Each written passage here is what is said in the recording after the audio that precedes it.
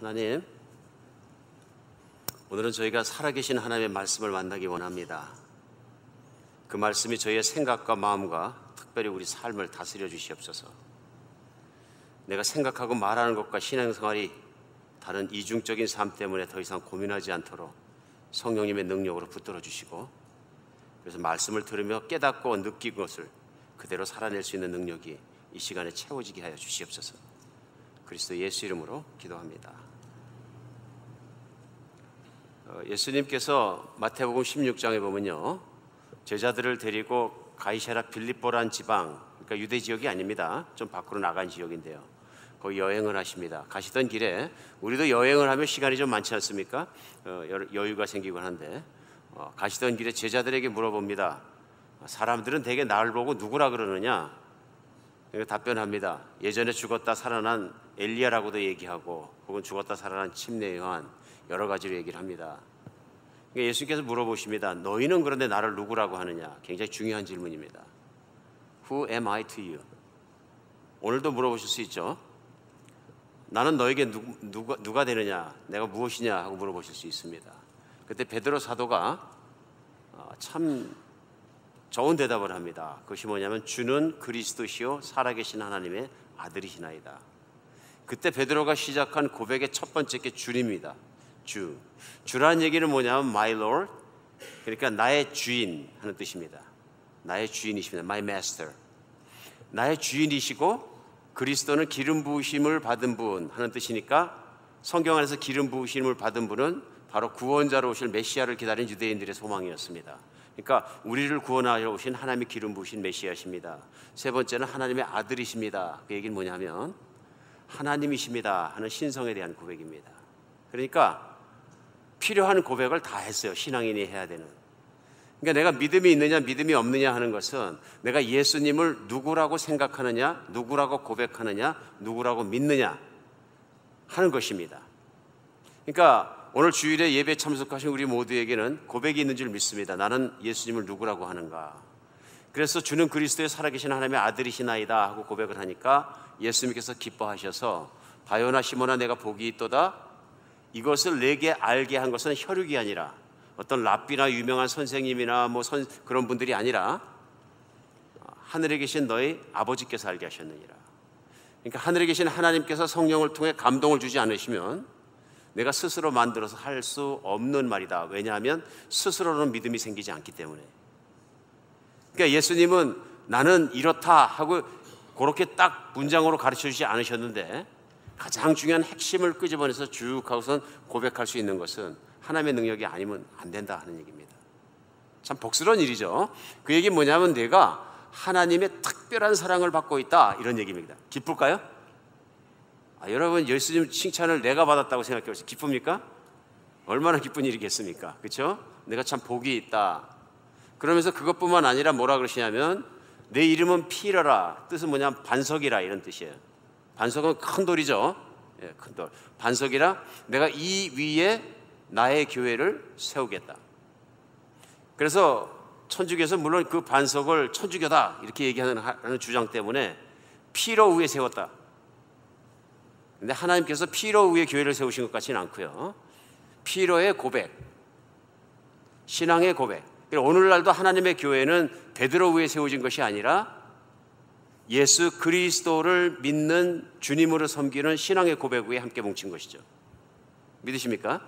예수님의 머리 되시고 예수님을 중심으로 예수님을 믿는 사람들의 공동체가 교회입니다. 우리 저 새가족 처음 만남하신 분들은 제가 꼭 설명해 드리는데, 그래서 교회라는 것은 그런 것이죠. 예수님을 믿고 따르는 사람들이 함께 살아가는 곳입니다.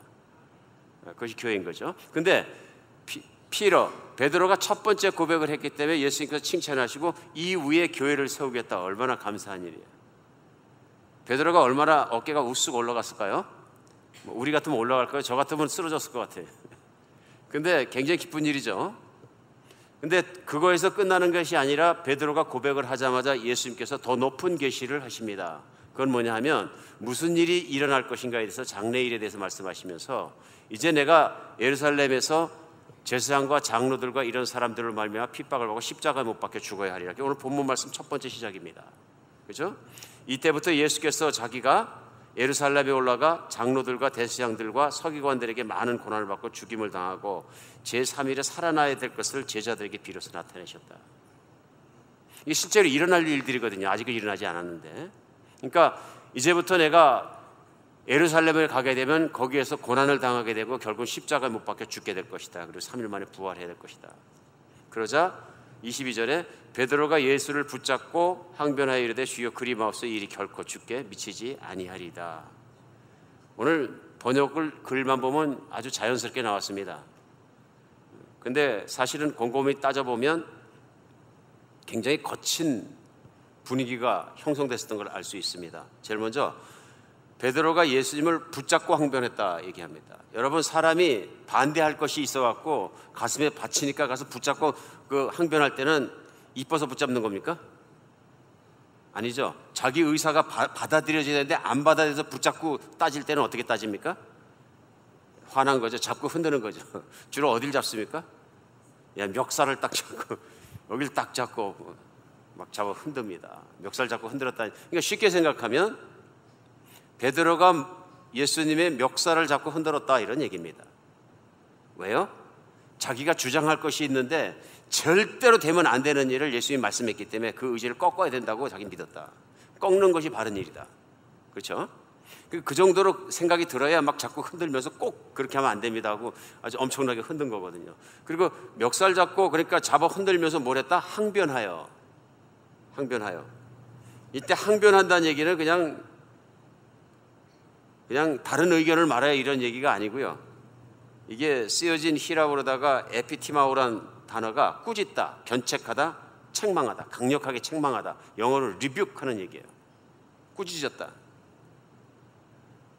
자, 여기서 우리는 큰 변화가 있는 걸 봅니다. 무슨 변화냐면 분명히 불과 몇 분 전이겠죠? 1분 전에나 주는 그리스도의 살아계신 하나님의 아들이시나이다 기가 막힌 고백을 하면서 맨 앞에가 뭐예요? 주님입니다. 주님이란 뜻은 뭐예요? You are my master. 당신은 나의 주인이 되고 저는 팔로우 따르는 사람입니다. 말씀하시면 제가 순종하고 말씀하신 모든 걸 따르겠습니다. 이런 입장입니다. 이제 그게 예수님과 베드로의 사이거든요. 관계거든요. 그 관계 설정으로 고백을 한 게 신앙이고요. 그런데 그 베드로가 예수님께서 계시하시면서 예루살렘에 올라가 십자가에 못 박혀 죽으시고 고난을 받으시겠다는 말씀을 하니까 오늘 멱살을 잡고 흔들었다 이런 얘기입니다. 그리고 질책했다. 왜 그럴까요? 당연한 얘기죠. 왕은 그렇게 연약해지시면 안 됩니다. 그죠?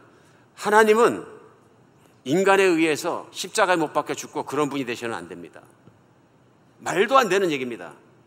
그리고 십자가의 죽음이라는 게 말이 됩니까? 십자가는 우리나라에서나 로마군들이 돌아다니면서 정복하면서 최고로 악질인 사람만 사람들에게 번복이로 주이는 것이 십자가의 처형 아닙니까? 왜 예수님이 그 제일 더러운 데 가서 더러운 죽음을 당하고 그것이 하나님이 하실 일입니까? 우리 리더가 할 일입니까? 앞으로 세계를 끌어가실 왕이 하실 일입니까? 어디에도 맞지 않습니다. 그러니까 무슨 얘기예요? You're wrong.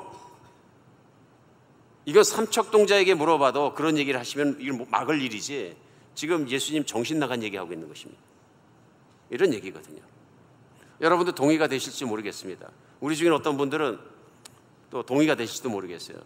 근데 문제는 베드로의 앞에 있는 신앙 고백과 하나도 맞지 않는 데 있어요. 주님이란 얘기는, 메시아란 얘기는, 또 그리스도란 얘기는, 또 하나님의 아들이란 얘기는 뭐냐면 나는 인간이고 하나님이시오니 무엇이든지 저보다 낫고, 그렇죠? 하나님의 가장 미련한 것이 나의 가장 지혜롭고 총명한 것보다 낫고, 그래서 전적으로 신뢰하고 따르겠습니다는 신앙의 믿음의 고백이거든요. 근데 그 고백 뒤에 한 일은 뭐냐면은 You're wrong. 당신은 틀렸고 나는 맞습니다. 그러니까 내 말을 들으세요. 이거거든요. 이걸 이렇게 말하는 베드로를 향해서 오늘 예수님의 반응입니다. 뭐라 그러십니까? 23절 예수께서 돌이키시며 베드로에게 이르시되 사탄아 내 뒤로 물러가라. 너는 나를 넘어지게 하는 자로다. 내가 하나님의 일을 생각하지 아니하고 도리어 사람의 일을 생각하는도다. 지금 말씀이 뭐냐 하면요, 내가 올라가 십자가에 못 박혀 죽는 것은 하나님 아버지의 뜻인데 내가 너에게 말한 것은 그냥 말한 것이 아니라 나는 하나님 아버지의 말씀에 전적으로 순종해서 십자가를 지기까지 내가 순종하고 있는데 내가 하나님보다 낫냐? 이런 뜻입니다. 그러니까 베드로의 문제는 뭐냐면 예수님께 물어보기도 전에 나의 판단을 쫓아간 것이에요. 그러니까 내가 하나님의 일을 생각하지 않고 사람의 일을 생각하는 자, 사람들이 생각하는 사고방식과 사람들이 하는 살아가는 삶의 태도를 그대로 가지고 나를 따라오고 있다, 이런 얘기입니다. 그러니까 결국은 뭐냐 하면은 사단아 물러가라 그런 것은 그건 베드로의 문제가 아니에요. 그러니까 신앙의 고백은 하나님 아버지의 은혜로 말미암아 성령을 따라서 계시된 것이고요. 돌아서자마자 이번에는 다른 계시가 임했는데 누구 계시? 마귀의 계시가 임해서 베드로가 붙잡혔다 그런 얘기예요. 마귀도 사람의 생각 속을 들락날락 하는데요, 베드로가 마귀의 음성에 속아가지고 이제는 하나님의 일을 이루는 사람이 아니라 하나님의 일을 반대로 못하게 하는 사람이 되어버렸다. 그래 걸림돌이 되어버렸다. 베드로의 이름은 반석이란 뜻인데요, 하나님의 나라를 건설하는 디딤돌이 됐다, 갑자기 하나님의 나라를 넘어지게 하는 걸림돌이 됐다, 이런 얘기. 디딤돌이 됐다, 걸림돌이 됐다, 왔다 갔다 한다는 얘기입니다. 한번 생각해 볼 문제입니다. 우리도 그럴 수 있다는 것 때문에 그렇습니다. 아담과 이브 첫 번째 사람을 유혹하고 넘어지게 했던 똑같은 마귀가, 사단이 우리 지난주에 말씀 나눈 것처럼 예수 그리스도께서 광야에서 시험을 받으실 때 유혹합니다. 그 유혹의 핵심은 똑같습니다. 하나님을 의심하고 하나님을 떠나고 내 자신이 너를 위해 살아라입니다. 내 영광을 추구하고 내 욕심을 채우고 그것이 행복 아니겠느냐는 정말로 설득력 있는 설득을 하는 것이 유혹입니다. 그런데 똑같은 마귀가 오늘 베드로를 설득하고 있는 거 보이십니까? 칭찬받고 우쭐해지니까 갑자기 예수의 말씀을 갖다 여쭤보지도 않고 질문도 해보지 않고 그냥 자기의 판단과 자기의 중심에 내린 결론을 가지고 예수님께 받아들일 것을 강요하고 있는 모습을 볼 수 있습니다. 강요하고 있는 거죠. 분명히 틀렸다, 이런 얘기입니다. 그러니까 예수님 말씀은 사람의 일을 생각하는 자다. 그러니까 영적으로 얘기하면 지금 베드로 사도가 실족한 것입니다. 너는 나를 실족해 하는 자다 했는데 이미 베드로는 실족했고요. 그래 마귀의 앞잡이가 되어버렸고 그 마귀의 앞잡이 노릇을 하면서 마귀의 입이 되어서 나까지 실족하게 하려고 마음을 흔들고 있다, 이런 얘기입니다. 보이십니까? 오늘 이것이 중요한 건 왜 그러냐면 우리도 오늘날 신앙생활하면서 하나님의 나라 안에서 내가 하나님 나라를 건설해가고 하나님의 뜻이 이루어지는 좋은 반석, 디딤돌이 될 수도 있고, 잘못 신앙생활하면 내가 교회가 넘어지게 하는 걸림돌이 될 수도 있다. 이게 똑같은 사람 안에서 일어나는 일입니다. 근데 오늘 우리는 베드로에게서 분명한 신앙의 고백이 있는 걸 알 수 있거든요. 확실한 신앙의 고백이 있습니다. 그럼에도 불구하고 넘어지더라. 근데 베드로가 이때만 넘어졌느냐? 한 번 더 넘어지는 것이 성경에 나옵니다. 근데 더 크게 넘어집니다. 이때는 많은 걸 느꼈겠죠? 그리고 예수님께서 이때는 가르쳐 주시고 모든 걸 해서 이제 더 나은 레벨로 올라갔겠죠. 그러고 나서 얼마가 지나고 나서 실제로 마태복음 26장, 오늘 16장 하고 있으면 26장에서는 예루살렘에 올라가서 고난받는 날이 옵니다. 그래서 예수님께서 붙드시는 밤에 예수님이 말씀하십니다. 예수님이 말씀하신 게 뭐냐 하면 마태복음 26장 31절에는요, 그때 예수께서 제자들에게 이르시되 오늘 밤 너희가 다 나를 버리리라. 기록된 바 내가 목자를 치리니 양떼가 흩어지리라 하였느니라. 그래서 오늘 밤에 내가 붙들려서 신문받게 된 것에서 말씀하십니다. 너희가 다 흩어질 것이다. 그때 베드로가 또 얘기합니다. 뭐라 그러냐면요, 모든 다른 사람들이 주를 버릴지라도 나는 결코 버리지 않겠습니다. 그랬더니 예수님이 말씀하십니다. 유명한 말씀이죠. 26장 34절에 예수께서 이제 내가 진실로 내게 이르니 오늘 밤 닭 울기 전에 내가 3번 나를 부인하리라. 그 말 듣고 베드로가 한 말은 35절에 뭐냐면요, 베드로가 이르되 내가 주와 함께 죽을지언정 주를 부인하지 않겠습니다. 이게 죽음의 고백이에요. 내가 주님과 함께 십자가에 매달려 죽는 한이 있어도 내가 주님은 부인하지 않겠습니다. 그러니까 옆에 있던 다른 제자들도 자기들도 그렇게 하겠다고 다 얘기했다는 내용이 나옵니다. 불과 몇 시간 사이에 유다가 배신을 하고 군사들이 검과 몽치를 가지고 예수님을 잡으러 옵니다. 제자들이 예수님께서 묶이고 잡히고 끌려가는 장면을 보자마자 다 도망갑니다. 어떤 제자는 옷을 벗어놓고 도망가요. 잡아 당겼던 모양이죠. 그러니까 옷을 벗어놓고 도망갑니다. 빨개 벗고요. 얼마나 긴박한 분위기인지 우리가 느낄 수 있습니다. 떨렸던 것입니다. 베드로 사도는 도망은 안 갔습니다. 말대로. 근데 성경에 뭐라 그러시냐면 멀찌감치서 따라갔더라. 어떻게 되나 두고 보려고 따라갔든지 여러 가지 얘기했죠. 멀찌감치서 따라갑니다. 그러니까 제사장의 법정으로 끌려가는 걸 이렇게 보면서 어릿어릿하다가 아닌 척하고 따라 들어갑니다. 군중인 척하고. 근데 웬 여자가 알아봅니다. 여종이 알아봐갖고 이 사람도 한패다 그럽니다. 그러니까 소리 질러서 나는 절대로 아니다. 저 사람과 관계가 없다 얘기합니다. 어떤 남자가 듣다 목소리 들어보니까 맞네 그럽니다. 걸린 거죠. 목소리 들어보니까 음성이 맞다. 그 소리가. 그러니까 아니다. 세 번째로 또 지적을 합니다. 다른 사람이. 한패 맞다. 나중에 어떻게 하면 예수를 저주하며 맹세하여 가라사대 나는 관계가 없다. 그냥 부인한 게 아니고요. 세 번을 확실하게 부인합니다. 저주하고 맹세하면서. 기가 막힌 일이죠. 오늘 우리는 느낄 수 있는 것이 있습니다. 본문 가운데서. 고백을 했는데 예수님이 주님이신데 반대로 가고 있는 신앙생활. 베드로 하면 대단한 사람이잖아요. 그리고 실제로 은혜를 많이 받은 사람이잖아요. 예수님을 또 가까이 모셨잖아요. 3년 반이나 모셨습니다. 근데 16장에서도 물론 그렇게 잘못하는 일이 나오지만 26장에서 또 넘어지는 사건이 납니다. 자신만만한 베드로가 퍽퍽 넘어지는 걸 우리가 보면서 어떤 분들은 얘기합니다. 베드로 성격이 다혈질이라 그래. 아니거든요. 다른 제자들은 더 했거든요. 우리도 절대로 죽긴 죽더라도 부인하지 않겠습니다. 그리고 베드로보다 더 심하죠. 그냥 도망가 버렸거든요. 다시 돌아오지도 않았거든요. 예수님 부활하시고 불러야 돌아왔거든요. 생각해 볼 문제 아니겠습니까? 오늘의 신앙생활 정말 생각해 봐야 합니다. 근데 정말 감사한 게 있습니다. 그것이 뭐냐면 베드로가 이렇게 넘어지고 난리를 칠지라도 예수님께서 그를 버리지 않으신 것이 은혜입니다. 안 버리십니다. 그리고 안 버리시는 것뿐만 아니라 베드로를 미워하지 않으십니다. 왜 그럴까요? 베드로가 연약하다는 걸 알고 계셨습니다. 다른 제자들도 연약하다는 걸 알고 계셨습니다. 연약한 제자들을 그냥 버려두지 않으신 것, 전 이것이 하나님 말씀 안에서 우리가 정말로 믿을 수 있는 은혜라고 생각합니다. 베드로를 끝까지 붙잡고 계시고요. 끝내는 베드로를 대단한 하나님 나라를 세우는 사도로 일으켜 세우십니다. 근데 그게 베드로의 노력이 아니라는 걸 우리는 알 수 있어요. 분명히 큰 변화가 일어납니다. 사도행전에서 보는 베드로의 모습과 오늘 마태복음에서 보는 베드로의 모습은 전혀 다릅니다. 그 모습이 어디서 왔을까요? 그걸 우리가 찾아볼 필요가 있습니다. 오늘 예수님께서는 그것에 대해서 답변을 해주십니다. 그 답변이 뭐냐면 오늘 보면 마지막 절 2절에 나와 있는 사실 여러분의 말씀과의 삶의 이번 주 암송 구절입니다. 그래서 우리 교인 중에 적어도 70명 정도는 이 말씀을 외우십니다. 지금 현재. 또 외우셨길 제가 바랍니다.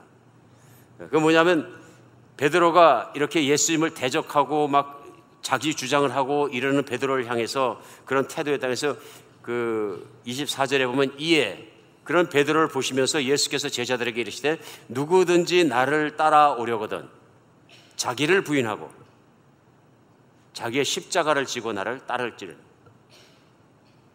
많이 하는 말씀이죠. 진짜. 그러니까 예수님을 따르면 어떻게 따르냐? 자기를 부인하고 자기 십자가를 메고 따라오는 건 웬만한 분들은 다 아십니다. 그렇죠? 몰라서 못 믿는 건 아닙니다. 근데 이것을 이때 가르치셨다는 얘기예요. 바른 신앙생활을 하지 못하고 있는 베드로, 연약한 베드로를 향해서 누구든지 나를 따라오려면 자기를 부인하고 자기 십자가를 지고 나를 따를 것이니라. 그러면서 25절엔 설명해 주시는 겁니다. 누구든지 제 목숨을 구원하자 하면 잃을 것이요 누구든지 나를 위하여 제 목숨을 잃으면 찾으리라.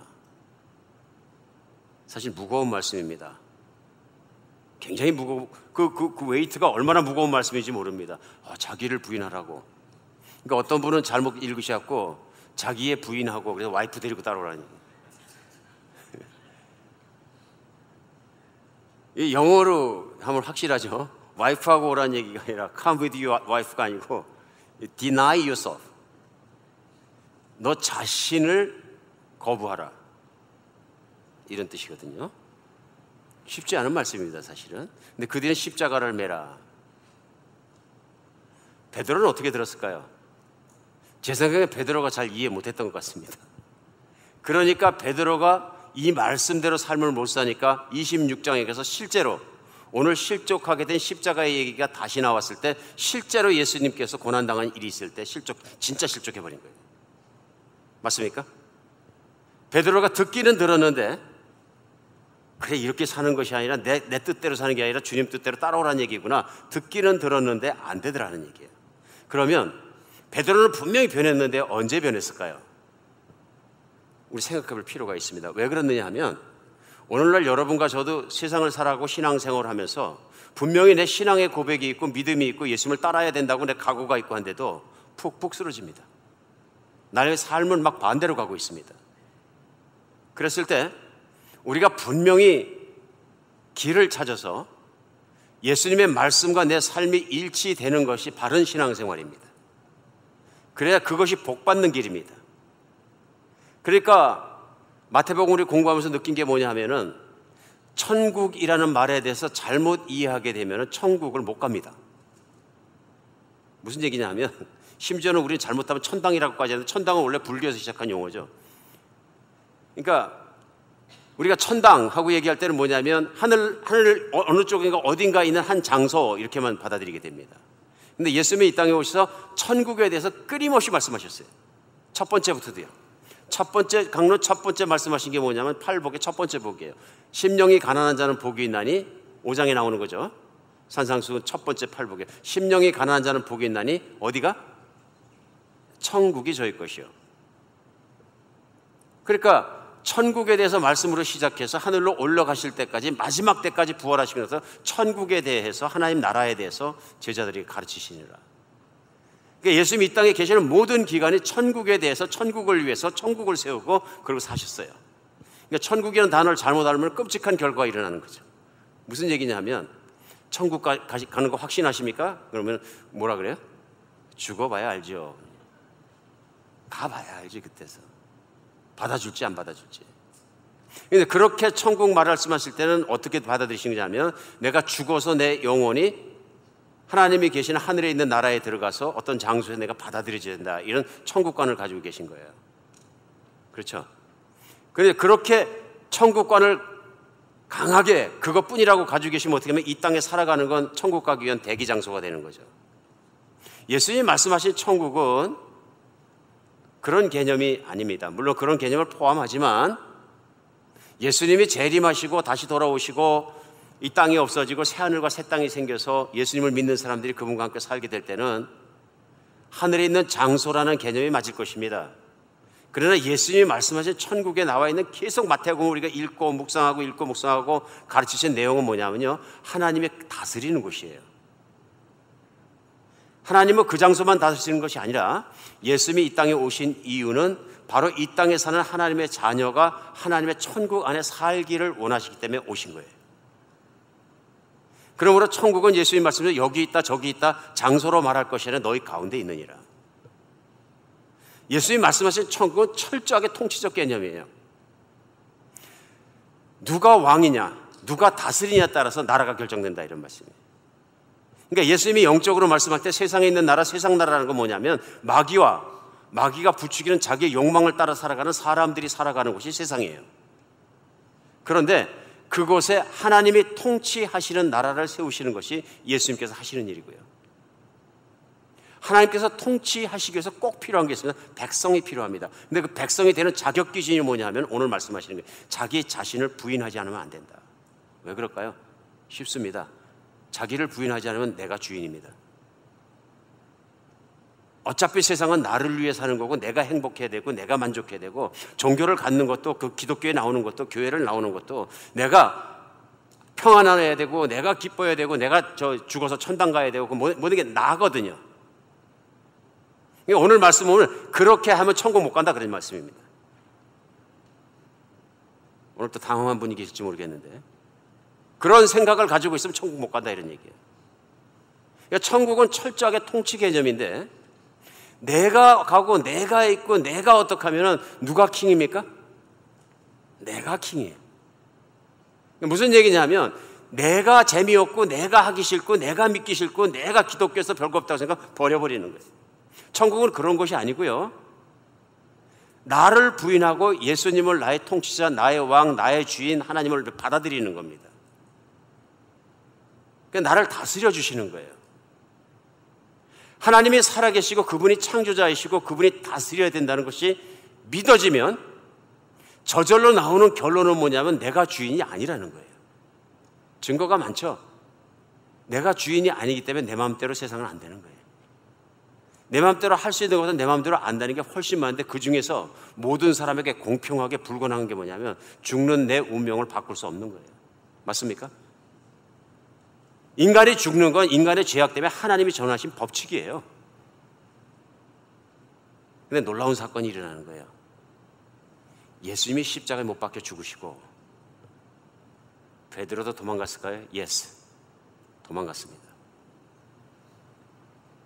그런데 말씀대로 3일 만에 부활하셨어요. 도망간 제자들에게는 얼굴 뜨뜻한 사실입니다. 사실. 근데 얼굴 뜨뜻한 건 두 번째 치고 너무 기뻐하고 다 뛰어왔겠죠. 진짜네. 그 순간 무슨 일이 일어난 겁니까? 세상에 있는 어느 사람도 어느 기관도 어느 종교도 누구도 할 수 없는 일이 일어난 거예요. 그걸 그들이 확인한 거예요. 베드로도 그렇고. 그 순간 무슨 마음이 생겼을까요? 하나님이 못하실 일은 하나도 없다. 맞습니까? 이분만 믿으면 다 된다. 그게 믿음이거든요. 이제는 예전에 입으로만 이렇게 신앙을 고백했던 그 문제가 아니고 그 다음에 막 내 주장을 따라 머리를 쓰고 뭐 표이나 그런 문제가 아니라 내가 살아도 주를 믿고 죽어도 주를 믿고 내가 죽어도 오케이고 예수님 부활하시는 거 보니까 진짜로 하나님은 능력이 있으시다 하는 게 믿어진 거예요. 이게 믿어지니까 예수님의 십자가가 예사롭지 않게 보인 겁니다. 그렇지 않을까요? 그래서 오늘 너 자신을 부인하고 내 십자가를 메고 따르라는 말씀은 한 말씀이에요. 두 말씀이 아니고. 어떤 분들이 많이 적용하면서 그 뒤에 내 십자가를 메고 따른다는 건 나의 고난, 나의 고상, 예수님을 믿음으로 말미암아 내가 겪는 손해들, 재정적인 손해들, 또 가정의 어려움 이런 거 많이 적용하거든요. 뭐 맞을 수도 있지만 오늘 말씀의 앞뒤의 전맥 흐름에 봤을 때는 적절하지는 않은 것 같아요. 예수님이 말씀하고 싶은 것은 자기를 부인한다는 것은 뒤에 오는 십자가를 메는 것과 똑같은데 십자가는 뭡니까? 고생입니까? 아니요, 죽음입니다. 예수님이 뜻하시고자 하는 것은 간단해요. 내가 죽지 않으면 이게 뭐예요? 내 고집과 내 자아와 내 모든 것과 내 모든 것들이 죽지 않으면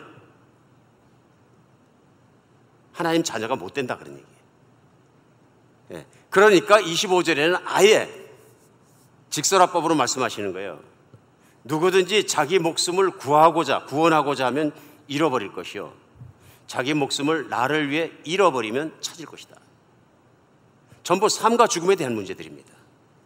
신앙이라는 것은 뭘 말씀하시는 거냐면 내가 죽을 수밖에 없는 존재라는 것, 연약한 존재라는 것, 특별히 죄인이라는 걸 믿고 죄인이라는 걸 깨닫고 내가 내 대신 십자가에 못 박혀 그 죄값을 치르고 죽었다는 걸 내가 깨닫고 믿고 알고 무릎 꿇고 내 자신이 깨어지지 않으면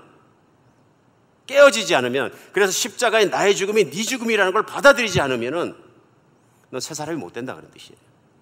여전히 고집스럽고 여전히 오늘 베드로 사도가 그걸 깨달았겠죠. 십자가의 사건 지긋지긋하고 싫고 주님이 그런 처형을 받는 건 더 싫고 창피하고 막 이런 생각을 했었는데 부활하신 예수님을 딱 체험하고 나니까 십자가를 보니까 어떤 모습이에요? 내가 죽어야 될 자리, 내가 아파야 될 자리, 내가 두려워해야 될 자리에 예수님께서 대신 죽으시고 하나님은 그것을 증명해서 부활시키시고 누구든지 예수님을 주님으로 받아들이면 죄값을 치렀다고 인정해 주시는구나. 이게 이제 깨달아지는 거죠. 그러면서 뭐가 깨달아질까요? 나는 내 고집대로 살았는데 주님이라고 부르면서 예수님은 십자가의 형을 받는 게 그렇게 힘들은데도 아버지가 그걸 원하신다 그러면 생명 바치고 들어가서는 하나님을 향한 순종, 놀라운 순종을 본 거죠. 그게 뭐냐면 예수님의 자아 부인이거든요. 베드로와 제자들에게만 그러는 것이 아니라 예수님께서 몸소 자기 뜻이나 자기가 좋아하는 대로 살지 않고 하나님 아버지의 뜻에 목숨 바치기까지 따라가시는 그 모습을 깨닫게 된 거죠. 이것이 하나님 아버지가 좋아하시는 것이구나. 그리고 자기 같은 정말 죄인을 위해서 그렇게 죽으신 예수님이 믿어지고 의지되고 이젠 다 드리고 싶은 거죠. 그 베드로가 십자가의 사건과 부활의 사건 앞에서 분명히 달라졌을 것입니다. 만약 이것이 끝이라면 우리도 그건 믿기만 하면 됩니다. 근데 문제는 예수님께서 그게 끝이 아닌 거예요. 제자들을 세워주시는데 십자가에 죽으시고 부활한 사건뿐만 아니라 40일 같이 있으면서 하나님 나라에 대해서 말씀해 주시고 예수님이 제자들에게 뭐라 그러냐면요, 성령을 받기까지는 꼼짝 말고 있으라 하십니다. 그래 우리는 제일 먼저 사도 베드로가 깨달았던 것처럼 예수 그리스도의 십자가의 죽으심의 의미를 분명히 알아야 합니다. 그 다음에 그 십자가의 죽으심의 의미 속에서 죄가 무엇인지를 깨달아야 합니다. 죄는 욕심입니다. 성경이 말씀하신 죄는 욕심입니다. 아담과 이브가 선악과를 따먹었을 때 왜 따먹었냐? 욕심이 생겨서 따먹었습니다. 나도 하나님 같아질 수 있고 더 먹고 싶으면 내 마음대로 먹을 수 있고 하나님 말씀 안 들어도 돼 하는 욕심 때문에 그랬던 거죠. 우리도 욕심 때문에 육신의 정욕과 이생의 자랑과 모든 그런 것들이 생겨나는 거죠. 그러니까 욕심을 다스리지 않으면 어떻게 되냐면 내가 세상의 주인공이고 내가 세상의 창조자이고 내가 세상의 신인 것처럼 행세합니다. 우주의 중심이 납니다. 이게 욕심에서 오는 것이거든요. 그러니까 욕심에서 살다 보니까 모든 게 내가 채워져야 되지 내가 안 채워진 건 전부 관계가 없는 것이 돼버리는 거죠. 근데 사실은 뭐냐면 내가 세상과 우주의 주인이 아닌 거예요. 중심도 아니고요. 말도 안 되는 얘기인 거예요. 그러면서 하나님을 제껴놓고 내가 왕 노릇하고 주인 노릇하고 살아가는 인생은 욕심을 따라 살아가는 인생이기 때문에 뭘 따라 살아간다? 욕심을 따라 살아간다. 곰곰이 따져보십시오. 돈 많이 벌려고 하는 것들, 명예로워지려고 하는 것들, 직위에 오려고 하는 것들, 뭐 사람들이 아주 원하는 것 다 욕심에서 나옵니다. 자아를 부인하지 않으면 하나님 못 믿는 이유가 노력을 통해서 내 욕심을 다 달성했다고 천국 가는 것도 아니고 그렇다고 내가 면벽수도하고 벽을 쳐다보고 앉아가지고 밥도 안 먹고 수행했다고 가는 것도 아니고 그 수행도 중심은 나니까요. 맞습니까? 돌을 닦는 중심이 나거든요. 오늘 예수님께서 십자가에 돌아가신 가장 중요한 이유는 뭐냐면 노력 갖고 되는 것이 아니라 대가를 치러야 된다는 것입니다. 하나님을 거스렸으면 거스린 대가, 죄의 대가는 사망이다. 절대적인 하나님을 거스렸기 때문에 그 사망의 대가를 예수님이 대신 치러주신 거죠. 근데 사망도 사망 나름이죠. 더러운 제사는 하나님 받으지 않으셔요. 깨끗한 희생물을 받으시는데 죄 없는 희생을 받으시는데 예수 그리스도의 희생을 받으시며 하나님께서 예수님을 믿는 자마다 죄가 없어졌다고 인정해 주시는 거죠. 깨끗해서 그런 것이 아니라 그 십자가 앞에서 나의 죄가 드러나고 나의 교만이 드러나고 나의 모든 게 드러나서 무릎 꿇고 회개하고 주님을 붙잡고 주님의 죽음이 내 죽음이 되었을 때 그때 나는 진짜로 예수님이 내 주님이 되는 것입니다. 주님이. 그러니까 어떤 신앙이든 입술에 고백만 갖고 되는 건 아니고 십자가를 통과해야 된다.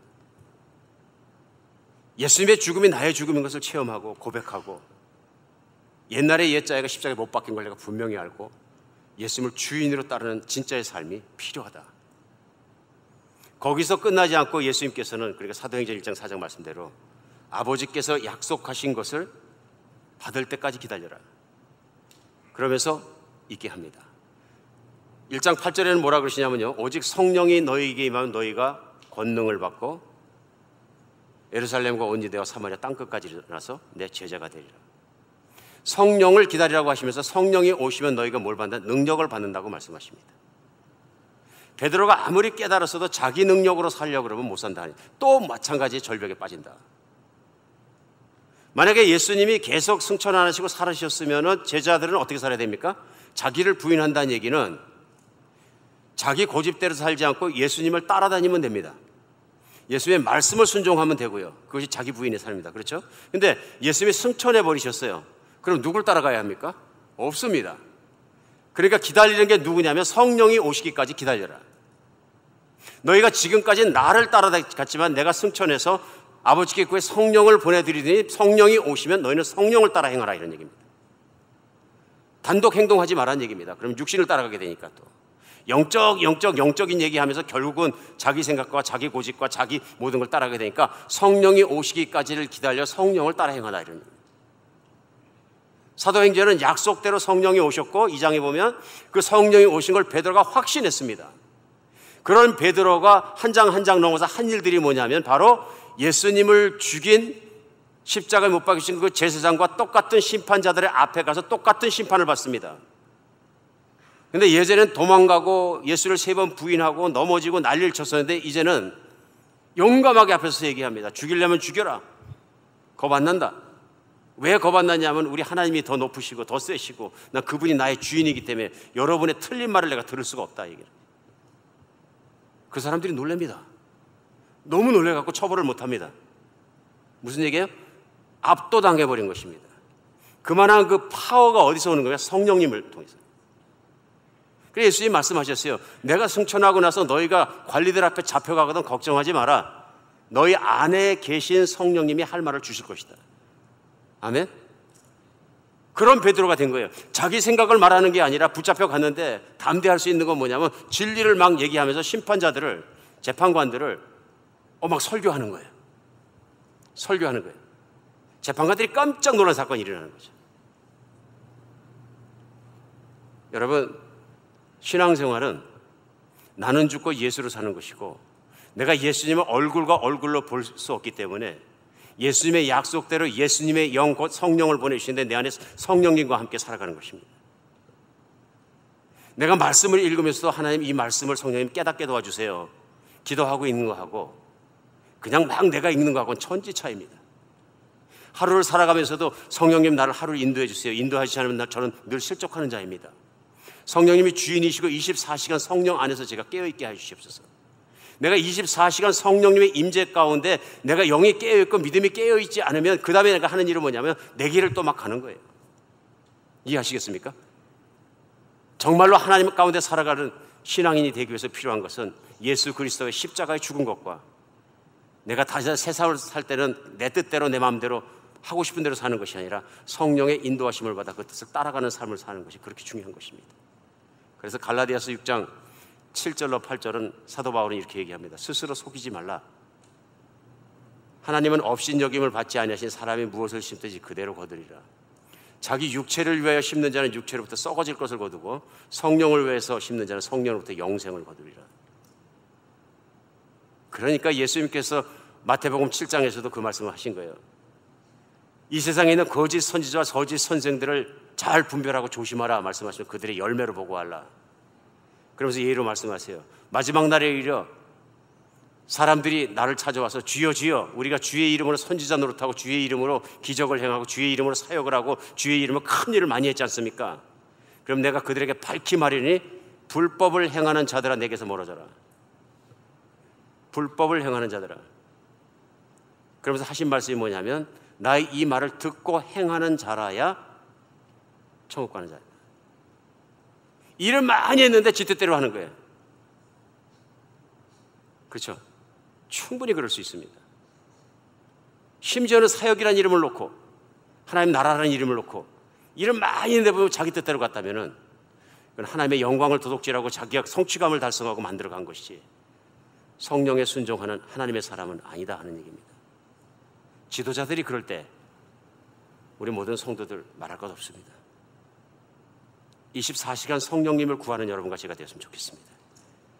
먼저 그의 나라와 의를 구하라는 마태복음 6장 33절 말씀은 그의 나라는 그분이 통치해 주시는 것이고 그것은 구해야 하는 것입니다. 하나님 나를 통치해 주시옵소서. 하나님 나에게 성령 충만함 주시옵소서. 그래서 하나님을 나 자신보다 더 사랑하고 하나님을 나 자신보다 더 신뢰하고 하나님을 그렇게 적극적으로 따라가게 해주시옵소서.